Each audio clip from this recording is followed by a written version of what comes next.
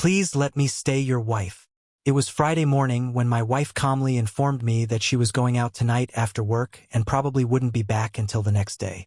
Her speech was well prepared, and the speed and aplomb with which she delivered it instantly convinced me that there was nothing I could do about it. According to her, she still loved me, but her gaze developed a wandering look. This was my first encounter with marital infidelity.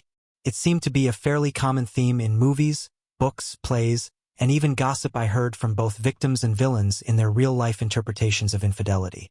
I listened to her carefully rehearsed eloquence about how I was strong enough to take it, about how it was unfair that she didn't have time to fatten up before she got married, that human beings are not meant to be monogamous, that society is too rigid about love, that it's just love, and about how she would be much more attentive to my needs in the future if I let her do it. With the slightest sigh separating this nonsense about me letting her from my response, she moved forward with renewed vigor into the also well-marked waters of clichés, including that I had no choice, that she could do whatever she wanted with her body, that life is short and she deserves all the pleasure she can get, and that she has the right to satisfy even the need to try many different colors, shapes, and tastes. Yes, her selective menu didn't include brain size or the size of her capital. She was simply aiming for a physical taste test. Please note that I'm not saying I was poorly endowed, nor would I say I was physically weak or soft in character.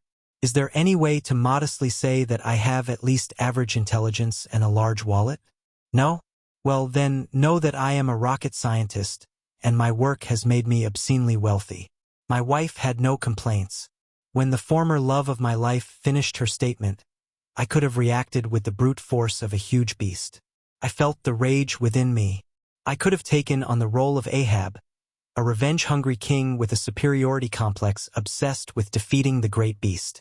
But we know how that story ended, in destruction. No, Melville had a better model for me to follow.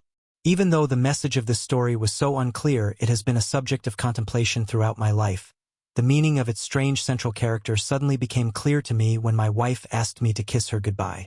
I mentally thanked Herman Melville for the Bartleby lesson. I would prefer not to. We've all seen jaw-dropping moments. You can't go through life without having moments where everything is so weird that you can't help yourself. You're so stunned that you want to say something, you have to say something, but your brain is having such a hard time processing what you've seen that it has no words to put into your mouth. My wife's jaw dropped. Her mouth grotesquely opened. My desire to go on a tirade about morals, oaths, and expressions of devoted love, or threats of violent retribution, all bubbled up inside. But somehow a simple, "I'd rather not do that," was enough. Often, people have a power that is underestimated and rarely even considered a strength. It is the gift of self-control. There is strength in control. "I'd rather not do that," was my control over the situation. Of course, after exercising that control, I was treated to a new tirade, about not respecting her needs, about my immature resentment, about this and that, ending with, "You're going to have to accept my decision or do without me.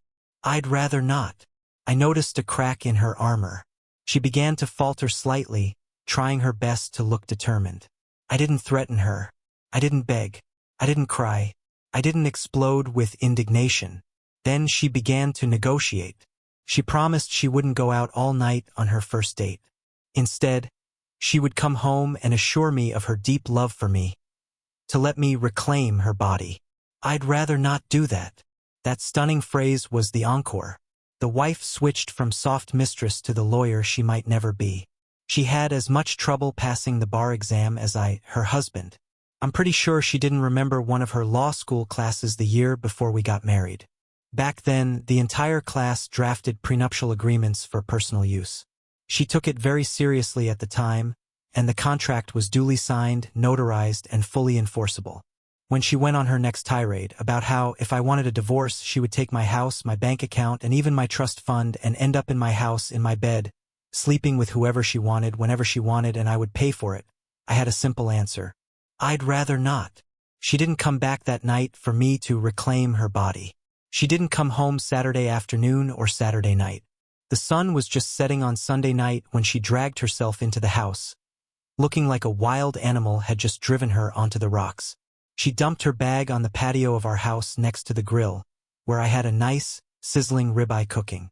I didn't even bother to look in her direction. I figured you'd rather not kiss me now, right? I went about my business, smearing the marinade on the sizzling meat and turning the corn a quarter turn. Would you mind cooking one of those for me? I'd rather not. That's right. I should have known. Are you ever going to say anything else besides, I'd rather not? That gets tiresome very quickly. I turned to her and was about to say something when she beat me to it. No, don't even talk about it. I'm tired. It's better if you don't do it. That's the punishment, isn't it? It's going to be a long night tonight because we have to talk about it, and you're going to have to say something. Nothing? Is that really the end of it? You're going to file for divorce. 2 years of dating in college. 3 years while I was in law school. 2 years after that. 5 years of marriage. 7 years together. And you give that up in 2 weekends. While I researched something else. I needed it. It's been eating away at me for years. I thought it was all set when I married you. I love you and will love you forever. But I couldn't be around another guy without wondering how good he was in bed. Questioning how it felt to be fixed instead of cherished. I needed to feel and understand the differences, to be the girl on the cover of a love story with a rough cowboy who does whatever he wants to her. Or where the lord of the manor exercises his rights over me, a humble peasant girl. I'm sorry, but I couldn't help myself. You're a wonderful husband and a wonderful lover, but I should have seen. I should have tried other men. Oh, baby, I'm so sorry. Please don't just stand there in silence. Say something. I put the steak and cob of corn on a toasted bun, added another grilled peach on top, and turned to look at my wife for the first time since her return. I prefer not to do that. No, baby, don't do that. Don't be so cold to me. Yell at me. Threaten me. Hit me. Just don't ignore me. I know I was wrong, and I'm sorry. I'll do anything for you. Just take me back. I'd rather not. Things got heated after that. No, I didn't grill her a steak, although for a moment, I considered completely charring something for her. In the days that followed, she tried to talk, but every request she made was met with a quietly polite response. I'd rather not do that. She asked me what I would have preferred to do, to which I simply shrugged. The following Friday, she came home a little late, talking a mile a minute about happy hour with her coworkers. Then she noticed there was nothing on the table, and I got dressed to leave. What's going on? Are we going somewhere? Oh, wait. You're not taking me with you, are you? I shook my head. I'd rather not. And I left. I went out to dinner with my parents, who were in town for the weekend. I put them up at the Hilton by the river because I didn't want to involve them in our drama at home. They, of course, already knew all about it and were happy to have a wonderful evening with dinner on a river cruise. I got home at 10:30 p.m., still looking like $1,000,000. I was met by a crying wife. I went to bed. I don't know what was going on in her head, but the next morning, I woke up to the smell of the breakfast she had made. This time, my wife didn't question me about anything before she spoke. Last night was awful. You left without me and I was left home alone. I couldn't get rid of the thought of you being in town with another woman. I felt so awful. Now I realize how you must have felt when I was gone all weekend. If I ask you a question, will you answer me honestly? Were you with another woman? Considering I've dated both of my parents, and my mom is definitely a woman, I answered honestly, yes. Her face reflected mixed emotions. She now knew that I had dated another woman last night, and that filled her mind with anxiety. On the other hand, I had said something else, something new. It was a good conversation. I ate breakfast, and after picking up my golf clubs, I left. We played golf, my father and I. He was in his 40s, but he was hitting like he was in his prime. At one time, my dad won a community service award for coaching Special Olympics locally for many years and then serving as the state team director. During the game, we talked about everything but my marriage. I got home just in time to shower and get dressed for dinner. My wife decided to approach me as I was coming down the stairs and heading toward the garage. She saw me wearing my tuxedo, and again, I took special pleasure in seeing her tonsils as her jaw dropped open. She must be really special to get a night worthy of a tuxedo. I nodded. Honey, I have to tell you that no one compares to you when you dress like that. All of our anniversary dinners have been unforgettable. She's a lucky girl, whoever she is. I don't suppose you want to share with me? I'd rather not. Well, I understand. I realize I screwed up. I realize I tossed you aside and then spent the weekend humiliating you. I should never have done something like that. A wife's story about her weekend. I will always regret it. Friday, my date got me a burger at Wendy's on the way to the concert. He told me we had great seats, so I dressed well. You saw me, I was nice. Turns out our seats were so far away from the stage that I couldn't see the singers even through binoculars. So he made me buy a beer. Well, I was driving the whole way. It was my car. It was my gas. And then I bought dinner. Anyway, my first date in my big adventure happened with the cheapest douchebag in the state. On the way home, he started groping me with his hands. So when we were in our neighborhood, I waited until he stopped at a red light at an intersection, jumped out of the car, and went to McGuire's Lounge where a blues band was playing.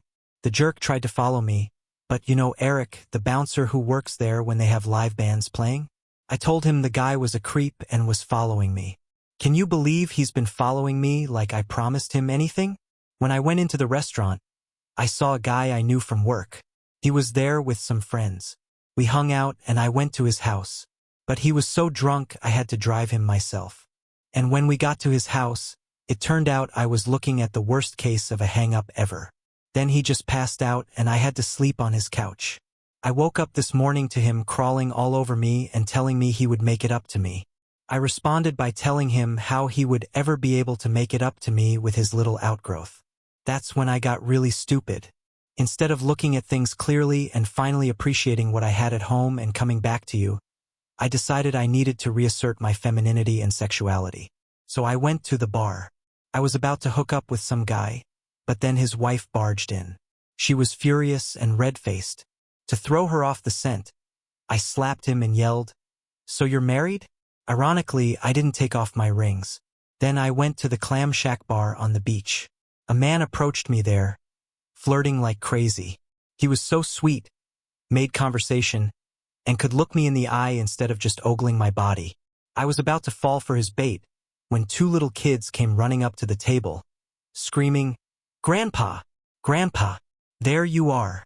I can't tell you how quickly he vanished. I ended up getting a room in an old motel behind the Clam Shack, bought a bottle of wine, and went out on the balcony for a drink and some quiet time to think. Turns out there was a table full of single and divorced women on the terrace directly below me, and their conversation turned to men. They started talking about their dating failures, naming names, giving details. It came out that my experiences were pretty common. Misogynists, older lechers, and cheap asses. That's what they said men were. Well, I can't blame them much for that. I mean, a girl can hardly expect a man to treat her as an equal and that he will pay for everything. These women on the terrace went through a long list of experiences with married men and men who seemed to be devoted family men but, for whatever reason, went left. Then they turned to the physical diversity of the men they dated. They talked about dating guys from other cultures, races, religions, and even different political orientations. They talked about how size was not as important as how caring their lover was. They all agreed that if you can find both in the same man, you should latch on to him and keep him with you forever. I almost left then to come home to you, but I had to listen to the rest of their conversation. And I'm glad I stayed. I heard nothing more. I spent the rest of the night thinking about you. I woke up there on the balcony. The sun was already up and shining in my face, already starting to burn my skin. I felt lousy on so many levels. The guilt of what I made you experience consumed me. My body stiffened from sleep. I had, after all, slept curled up on a chaise lounge on the balcony. My stomach was upset from the disgusting food and the 2 bottles of wine I had consumed the night before, and my head ached from all of the above. I made arrangements for a late checkout and went back to bed. When I woke up, I showered, got dressed, and came home. Honey, that night I walked out of our house into the street with the firm intention of cheating on you. But I didn't. The universe was on your side, baby. It made it clear that I was meant to be with you. Only you. Please forgive me. Please let me still be your wife. Please, let's forget my transgression and go back to our happy life. Please. Her eyes filled with tears. I felt sorry for her. I felt sorry for her. What I didn't feel was love. I looked into those eyes, the eyes of the woman I had loved for so long, and gave her my answer. I would have preferred not to. Epilogue. I didn't tell her that this other woman I was dating was my mother. I didn't tell her if I believed her sad story about how her dreams crumbled that weekend. I told her I loved her because I wasn't sure I did. I didn't say anything else. She didn't give up on me. She tried to get back into my heart, while I managed to avoid her by traveling for work or staying in town after a long day. Eventually, she got tired of the struggle. We never divorced, but in the aftermath, she went to live somewhere else. I think I will put an end to it someday. But for now, I'd rather not. The end.